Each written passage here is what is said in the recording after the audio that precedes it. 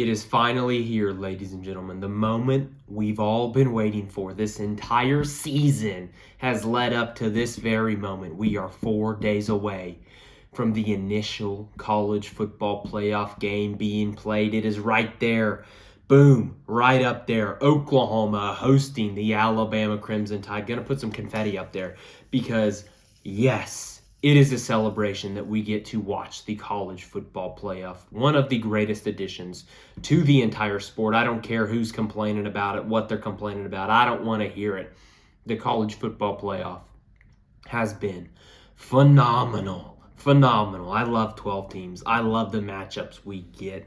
It is beautiful to look at again. Maybe if you want to shield your eyes and don't see Oregon, James Madison, or Ole Miss Tulane, okay, I get it. I get it. But we do have two miraculously beautiful games to watch in Oklahoma hosting Alabama and Texas A&M hosting Miami. But you are here for Oklahoma hosting Alabama. So let's jump right into this game, ladies and gentlemen. You see it right there.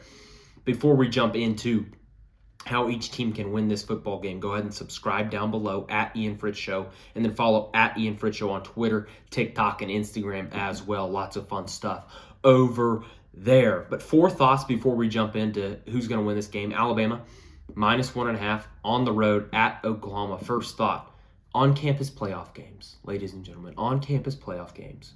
We need more of them. We're only going to get 4 of them this year. We only got 4 of them last year. I think every single playoff game not named the national championship game should be on campuses, because that is where college football lives. That is where college football is made. Now, it'll never happen because people love money, and money corrupts everything, and it corrupts college football as well. You can't get around it. So we're only going to ever get the first round playoff games on campus because these bowl games want to be held at their respective bowl sites. I understand it, but if we ever get to a place where there are more teams in the playoff, we need more home playoff games. I would love that. It would be exceptional. We're getting a great one on Friday night, Norman, Oklahoma, okay?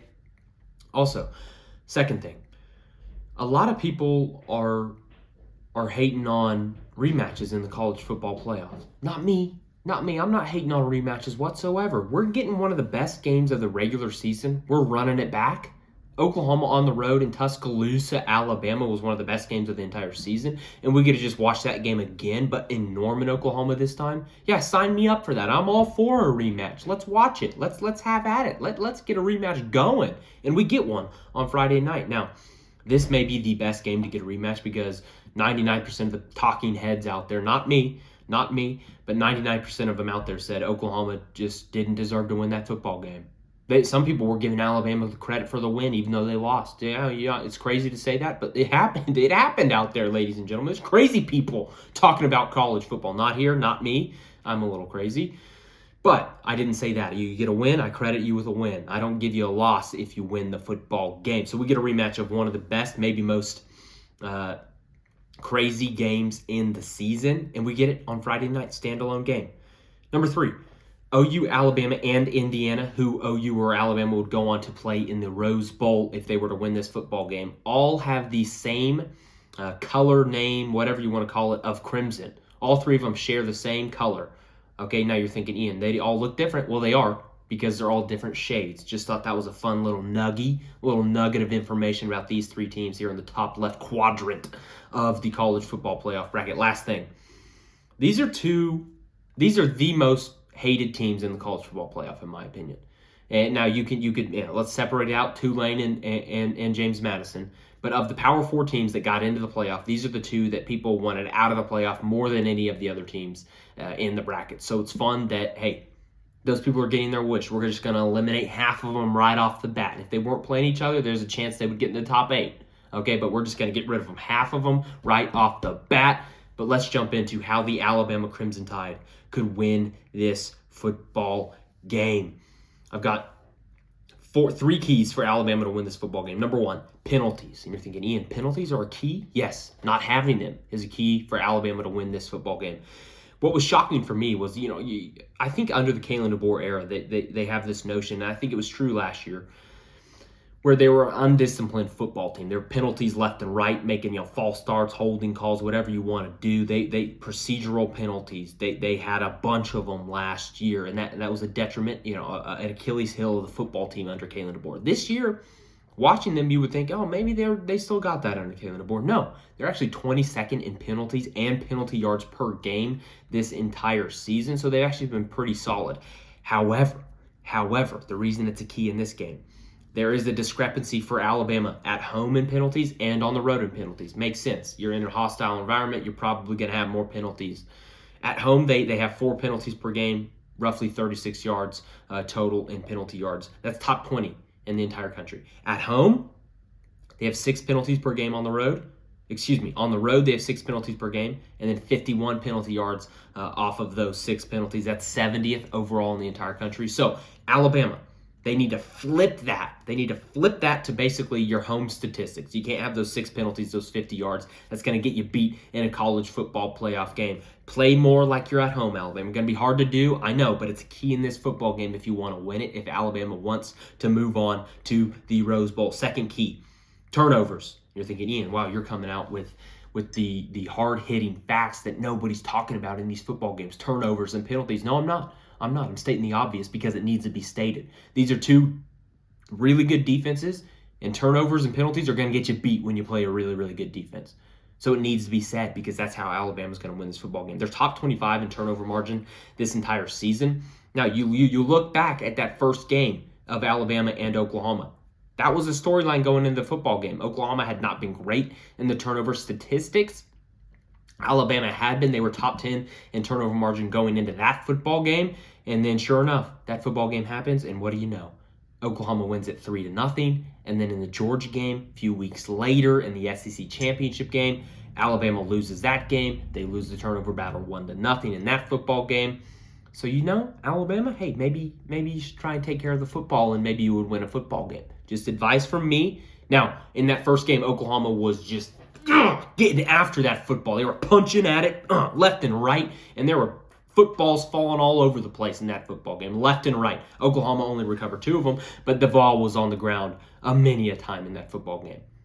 Alabama, I don't know how you prepare for that. You got to hold on to it with 2 hands, I would assume, and I would assume they're practicing that, they're repping that this week because Oklahoma's guys are going to be coming at you with their fists, okay? Not in an assaulting way, but in an assaulting that football type of way, okay? Limit the penalties, win the turnover battle. Number 3, I think this is the biggest game key from a schematic talent standpoint that Alabama can exploit from Oklahoma. The wide receivers need to step up, especially in explosives and explosivity of that wide receiver group. We've seen it at times from Alabama this season, but at times it just completely disappears, and you're like, hey, wait a minute. I thought they had Ryan Williams. Don't they have Ryan Williams? I thought he was on that. Isn't he on Alabama? Yeah, he is. But sometimes they forget he's on their team, okay? You can't forget Ryan Williams on your team. Kalen DeBoer, Ryan Grubb, get him the football.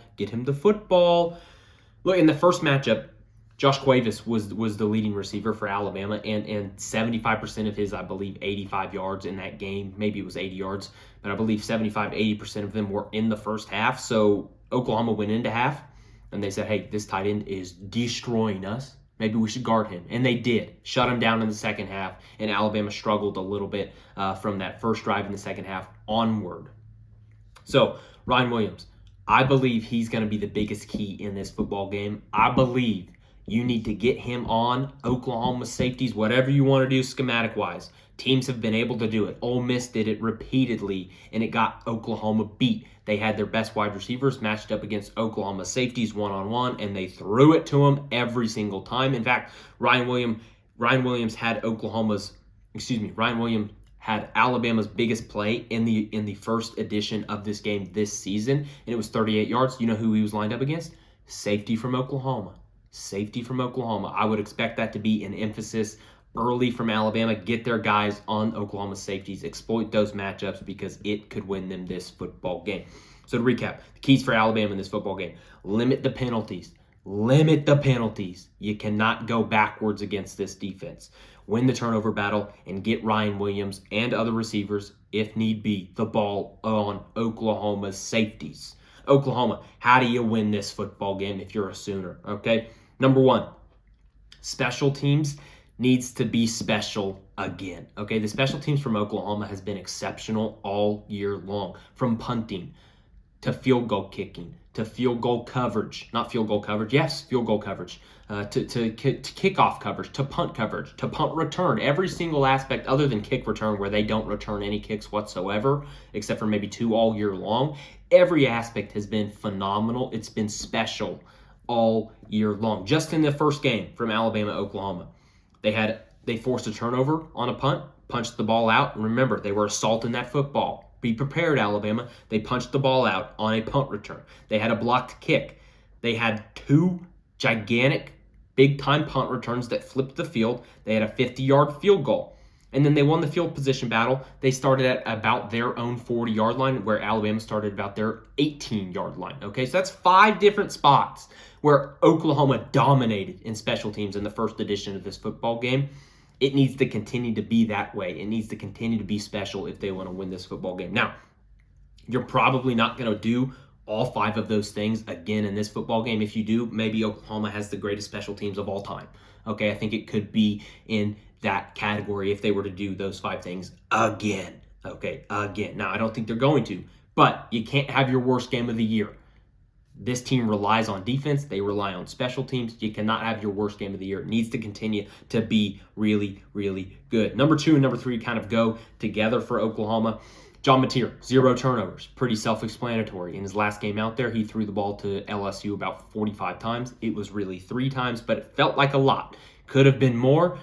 He needs to be better. Flat out, John Mateer, you can't be playing like you've been playing if Oklahoma wants to win the college football playoff game you're playing in on Friday night. Number 3, John Mateer needs to be a big part of the run game. Okay, he was a big part of the run game in the first game. Had about a 25-yard touchdown run that kind of separated Oklahoma, got them up 17-7 early in Tuscaloosa. Big-time run from him. And then Alabama struggled with the running QBs all year long, really ever since Kalen DeBoer got there.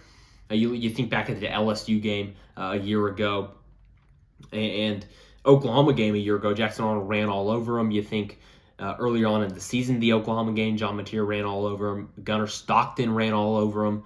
And not just in yardage, but in terms of that was an emphasis. That was a thing the Georgia team, the Oklahoma team, the LSU team wanted to do against Alabama. They want to run the quarterback against this defense because they believe they can exploit Alabama in those ways, in those areas, okay? So John Mateer, no turnovers, run the ball well, needs to be a big part of the run game. Number 4 for Oklahoma, no explosive touchdowns allowed, okay? The deep ball, limit the deep ball. Okay, it was a point for Alabama. Hey, get Brian Williams, those wide receivers, vertical on the safeties, and you can win this football game. The same goes for Oklahoma. Do not let that happen. Do not let that happen. I mentioned it earlier, the longest play in the first game for Alabama was 38 yards. You would like to have a longer play to win a football game if you're Alabama. The longest touchdown for Alabama in the first game, 25 yards. And it happened to be a 25-yard trick play in the first half to Josh Quavers, the tight end. We mentioned him earlier. So you got to limit those explosive touchdowns. They did a great job of that in the first game. Needs to continue in this one. So to recap for Oklahoma, the keys, special teams, need to be special again. John Mateer, no turnovers. Hold on to that ball. It is precious with that defense and that special teams you got. Okay, hold on to that. Caress it. Keep it in your hands, young man. Number 3, John Mateer needs to be a big part of the rushing attack. Need at least 10 carries from John Mateer in this football game, and I would expect that from the Oklahoma offense. And then number 4, no explosive touchdowns allowed vertically in the passing game. Okay, now all of this leads me to one just overall point for both of these two teams. This is going to be a defensive slugfest. It may be 3-0. For all I know, it could be 2-0, ladies and gentlemen. That's how bad these offenses have been, and that's how good these defenses have been as of late. So it's going to be a slugfest, just barn burner of a football game. Okay, you're going to be sitting there like, this is what I'm accustomed to right now in college football with Oklahoma and Alabama. Who would have thought? Alabama and Oklahoma have 2 of the best defenses in the country and 2 of the worst offenses in the college football playoff. Not me, but we are here in 2025. Who's going to win this football game? With teams like this, where the offenses struggle, I'm going to lean on the better defense, which I believe is the Oklahoma Sooners, and I'm going to lean on home field advantage in a playoff. So give me Oklahoma to beat the Alabama Crimson Tide. OU plus 1.5 is the play, ladies and gentlemen. Thank you so much for tuning in. Go ahead and subscribe down below if you are new here, and then follow at Ian Fritts on Twitter, TikTok, and Instagram as well. I love you guys. Bye. Whoa, he has trouble with the snap, and the ball is free. It's picked up by Michigan State's Jalen Watts Jackson, and he scores on the last play of the game. 25, 40, 45, 50, 45. There it goes.